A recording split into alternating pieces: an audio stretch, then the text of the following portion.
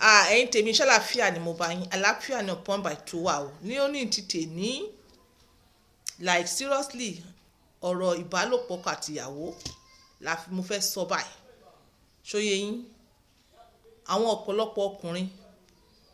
as èmi abá doctor ọkọ àtìyàwó àti gbogbo orin di dandan díndín, ọ̀pọ̀lọpọ̀ ọkùnrin ṣóyé yín tí wọn ò tí ì bẹ̀rẹ̀ sí ní lo apps wa o, wọ́n complain pé àwọn first time tá a bá ṣe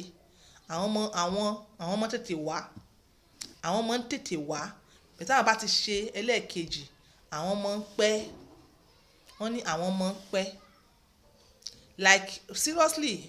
mo fẹ́ sọ fún yín pé congratulations. Do you know why? Ọ̀pọ̀lọpọ̀ ọkùnrin náà ló ń feel báyìí, ọ̀pọ̀lọpọ̀ ọkùnrin ló ń feel báyìí like ó nídìí tó fi rí bẹ́ẹ̀. Number one, anxiety pé kíní ìrè dé ìgbà míì ẹ ti ṣeré oríṣiríṣi eré ìbálòpọ̀ náà ni o, ẹ ti rí oríṣiríṣi àyà ńlá, ìdí ńlá, gbogbo ẹ̀ ńlá kíní yẹn ti wà nínú ọpọlọ yín, òun ló trigger pé ẹ fẹ́ ṣe ìbálòpọ̀ òun lẹ gbéṣẹ́ mi definitely o máa rush pé kó ń da pápá rẹ̀ ni pé ẹ̀yin tó yẹ pé tí wọ́n bá ti bára yín fà tẹ́lẹ̀, ẹ̀yin tí wọ́n bára yín fà tẹ́lẹ̀ ẹ máa ń tètè wá. Bẹ́ẹ̀ ìkejì tó bá tẹ bá níyàwó tó jẹ́ pé ó máa fara kalẹ̀ kẹ́sẹ̀lẹ̀ kejì like ìwọ tó bá mọ̀ pọkọ rẹ̀ nírú nǹkan báyìí tó mọ́ tètè wá ní alákọ̀ọ́kọ́ ó dẹ̀ mọ́ pẹ́lẹ́lẹ̀ kejì, ó ní láti allow ẹ̀ like punishment ló ń fún like seriously as if o fẹ́ràn ọkọ yẹn. Yes, mo tún ya bòmí ni o fẹ́ràn ọkọ yẹn, ó ti mọ̀ pọ́kọ rẹ̀ súẹ́súẹ́ ni ní number one bẹ́ẹ̀ number two ó máa ṣe dáadáa bẹ́ẹ̀ tí wọ́n ò wá fẹ́ kí wọ́n ṣe é dáadáa òun fi tó ní súẹ́súẹ́ ṣé o fẹ́ gbé lọ fẹ́ lómi ni like seriously òun punish yẹ. O mọ̀ pé ní alákọ̀ọ́kọ́ yẹn ó ṣe ṣe 1 second 2 minutes ó wá mọ̀ pé lẹ́ẹ̀kejì ó fẹ́ ṣe 10 minutes ó wá ní ò gbà mọ́ like seriously you are being wicked. Mo fẹ́ kẹ́ ẹ bá mi pass fídíò yẹn sí àwọn obìnrin, kẹ́ ẹ bá mi bi wọ́n léèrè pé ṣé wọ́n sì nífẹ̀ẹ́ yín, ẹ̀yin mọ̀ pé yes ẹ bẹ̀ lọ́wọ́ ìyàwó yín pé ìwọ ó mọ̀ pé mi ò ní much because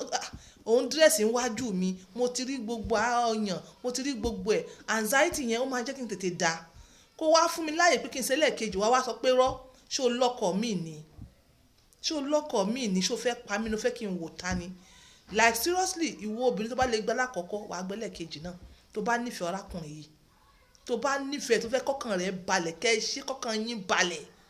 torí ibẹ̀ yín ojú oúnjẹ méjì náà oúnjẹ ọyọ kan yìí náà nìyà ẹ wàá jẹ́ kó ìyá ọkọ mọ̀ ṣe súẹ́súẹ́ ọkọ kú mọ́ tó bá tún ẹni jẹ́ kó ṣe kọ́kàn yẹn kú òun bẹ̀ tẹ́ bá tún wá ṣe súẹ́súẹ́ kú mọ́ ọkọ tó wà mọ̀ bèrè lọ́wọ́ yín lọ́la àbí kó mọ̀ lọ́ọ́ ṣe ìdáranu ta àkótó ní pórí skẹ́ẹ̀tì ààrẹ ó ti mọ̀ bẹ̀rẹ̀ sí ní move anyhow. Tẹ́ bá jẹ́ kó ṣe kárakára in fact wọ́n bá sílẹ̀ fún tó bá ti pa àwọn ọkùnrin extraordinary ó ti hùn sí ní táàmù yẹn àfi tára rẹ bá ti wá kójọ kú wọn. But this is the way out ẹ̀yin ọkùnrin, this is the way out. I'm not saying like 100% ṣóyè yín lẹ́yìn tó jẹ́ pé ẹ̀rù àti ra apps ń bà yín o like you can easily work it out on your own but tó bá rí pé o lè work it out on your own please contact on point by 2 ṣóyè yín òun ni pé ẹ mọ̀ pé tálákọ̀ọ́kọ́ yẹn anxiety ẹ ti rí oríṣiríṣi ìran ìyàwó yín gan ti dá yín ó ti mú ọkàn yín síbẹ̀ àwọn ọmọ oníwọ̀kuwọ̀ ta yẹn wọ́n ti mú ọkàn yín síbẹ̀ ẹ ti wo oríṣiríṣi fíìmù ó ti mú ọkàn yín síbẹ̀ like seriously ìgbà míì ẹ ń wo àwọn actress míì gan ara yín ti wà lọ́nà ara ti máa shake anxiety máa jẹ́ kẹ́ ẹ shake ẹ mọ̀ kẹ́ tó mọ̀ bá ẹ ti dá tọwọ́ yín lẹ̀ ìgbà míì ẹ ti mọ̀ ìyàwó yín àdé sọ wípé there must be message yes there must be message ẹ̀yin kan ẹ lè face ẹ pẹ̀lú message yẹn ẹ̀yin ẹ lè face ìwọ tó bá ti mọ̀ pé o lè face pẹ̀lú message yẹn discuss pẹ̀lú ìyàwó ẹ bóyá tó bá wá ṣe tálákọ̀ọ́kọ́ ẹlẹ́ẹ̀kejì tó mọ̀ pé ẹ lè wá mọ̀ ṣe message ẹ work modality dẹ ìwọ tó bá mọ̀ pé ìyàwó rẹ ò ní gbé ẹlẹ́ẹ̀kejì fún ẹ bóyá tó bá ti bá ṣeré wàá wá bí wàá ṣe lọ dá tọwọ́ rẹ lẹ̀ bí wọ́n ṣe máa ń sọ ní on your own so that tó bá máa fi wá tó máa wá ṣe alákọ̀ọ́kọ́ tó bá máa fi help ara rẹ̀ mo believe you understand me alákọ̀ọ́kọ́ tó máa fi help ara rẹ̀ yẹn kì í ṣe pé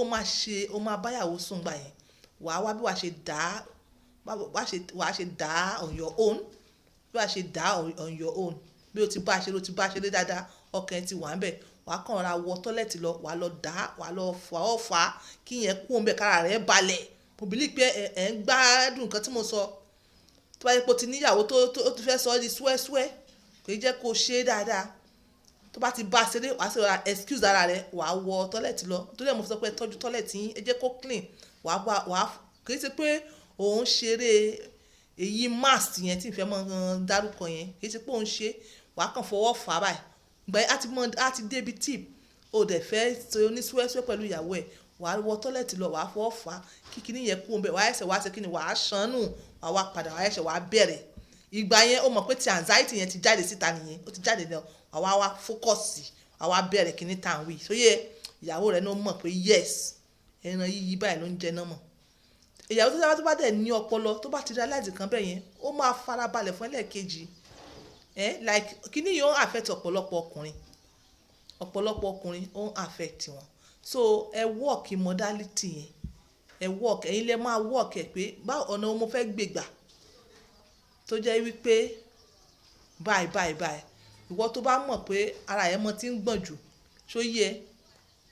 mọ́ tiẹ̀ bẹ̀rẹ̀ sí ní ṣeré ìfẹ́ mò ń là mò ń tọ́lá mò ń fọwọ́ bọ̀ ó ti mọ̀ pé wàá tètè dà bẹ́ẹ̀ tó bá yẹ pé ijọ́ mi ó lè mọ̀ jẹ́ every time like in and out irú tèní nìsín o lè bá wọn ṣeré kó o gùn wọn kó o dà ṣúẹ́ṣúẹ́ ọ̀làǹsìn o lè mọ̀ bá wọn ṣeré kí ó jẹ́ wípé wàá kàn gún ní straight like kò gbọ́dọ̀ jẹ́ ọ̀nà kan tẹ́lẹ̀ ó gbọ́dọ̀ jẹ́ like variety style yẹn gbọ́dọ̀ pọ̀ ìgbà míì dẹ̀ ni o lè ṣeré ẹ bára yín ṣeré ẹ lá ẹ tọ́ ẹ fọ́ọ̀bọ̀ ẹ ṣe gbogbo ẹ you understand tó bá di pé o fẹ́ ṣe yìí o excuse ẹ lára rẹ lọ tọ́lẹ̀tì fà á kí yẹn kúrò anxiety yẹn ti lọ wàá wá bẹ̀rẹ̀ wàá wá gun ṣẹ́tàn wì wàá wá gun five yes like seriously àwọn míì ní ability láti ṣe yẹn wọ́n ní strength láti ṣe yẹn like apps ti wa ó ní ability láti help ọkùnrin dé stage yẹn tẹ ọkùnrin nísìnyí ó dà o ọlọ́dẹ tún lè help àtúngbéra again yes ó ní ability láti ṣe yẹn especially àwọn ọkùnrin tó strong this is on point by 2 using my words for others so èmi ò fẹ́ kẹ wá complain pé mo lè tẹ́ ń wá o alákọ̀ọ́kọ́ o ìyàwó mi o kò í gbà o mo ní ẹgbẹ́ kẹsẹ̀tì fún ìyàwó yẹn jẹ́ kó gbọ́ so yẹn kó help yín tó bá ti fẹ́ràn yín tí ìtẹ́pẹ́sẹ̀ ló ń gbé ìjà torí àwọn obìnrin kan wọ́n lọ ibi tí wọ́n ti lọ gbò ẹ̀yìn ọkọ mọ̀ ṣe súẹ́súẹ́ wọ́n wà lọ ibi tí wọ́n ti mọ̀ gbò wọ́n jìgìjìgì bí nǹkan àwọn ò fẹ́